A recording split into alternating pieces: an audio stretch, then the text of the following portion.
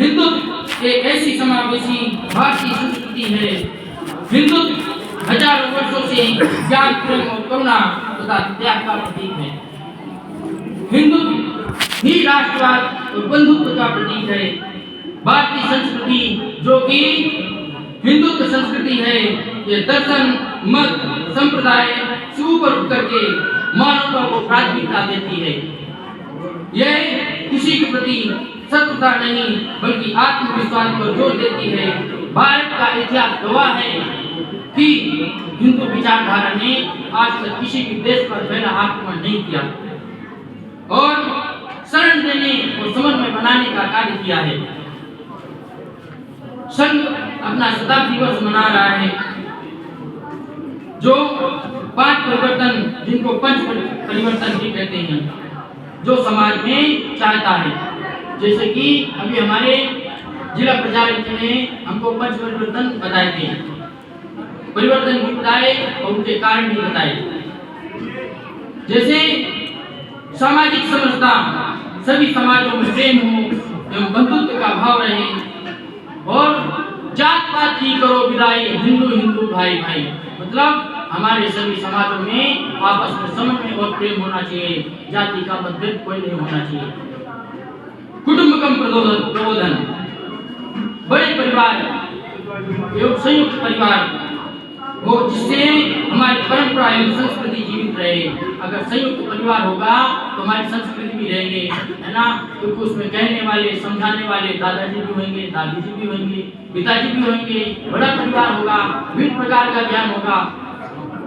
पर्यावरण संरक्षण, प्रकृति, पेड़ पौधों का, जीव जंतुओं को नष्ट होने से बचाना, पॉलीथीन का कम से कम उपयोग करना या उपयोग ही नहीं करना, प्रकृति की भी रक्षण करना है उनको।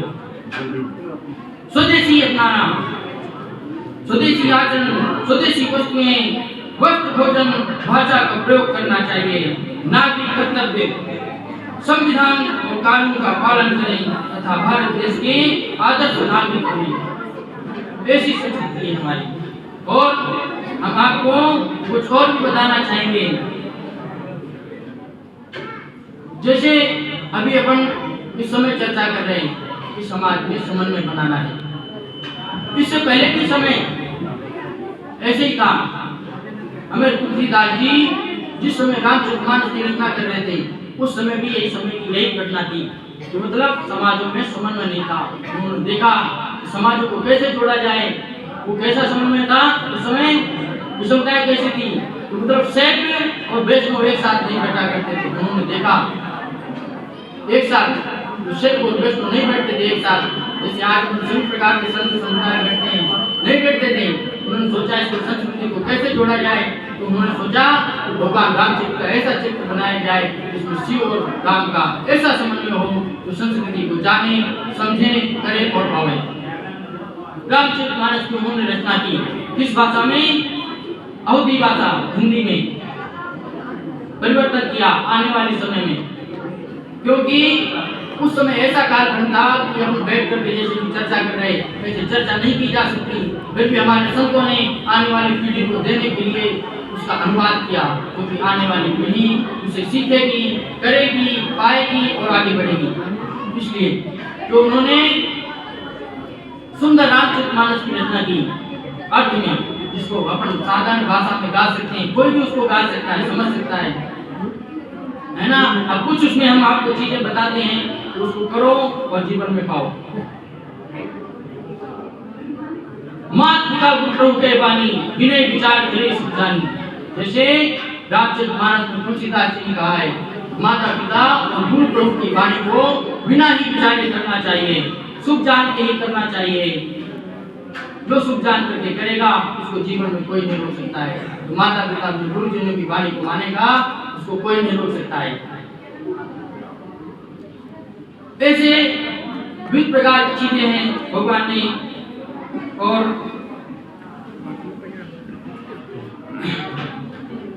तुलसीदास जी ने हिंदी में रचना की, उसको हम आपसे निवेदन करना चाहेंगे। आपके घर में किसके किसके घर में रामचरितमानस है? हाथ उठाओ जरा। किसके किसके घर में है रामायण, रामचरितमानस, रामायण हिंदी में है? कोई के यहाँ?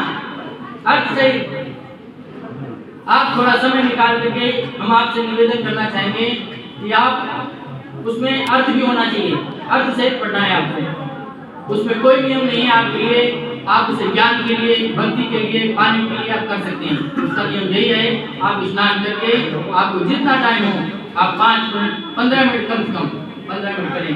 उसमें 5 या 3 पैराग्राफ आप उसको पढ़ो और जानो।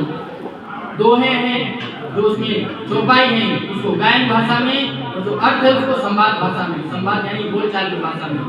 अगर आप 5 दोहे भी प्रतिदिन करते हैं आपका जीवन परिवर्तन हो जाएगा।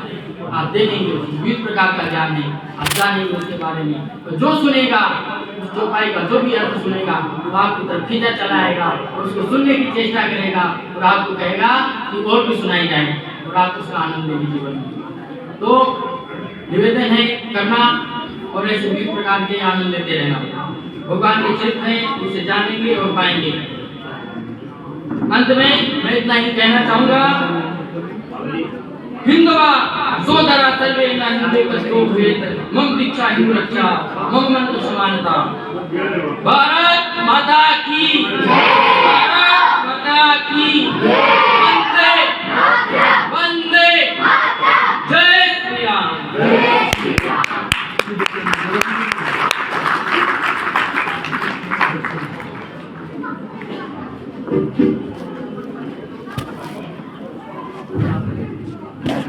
महाराज जी के आशीर्वचन हम सभी ने सुने, तो एक बार जोरदार जयकारा महाराज जी के लिए लगाएंगे।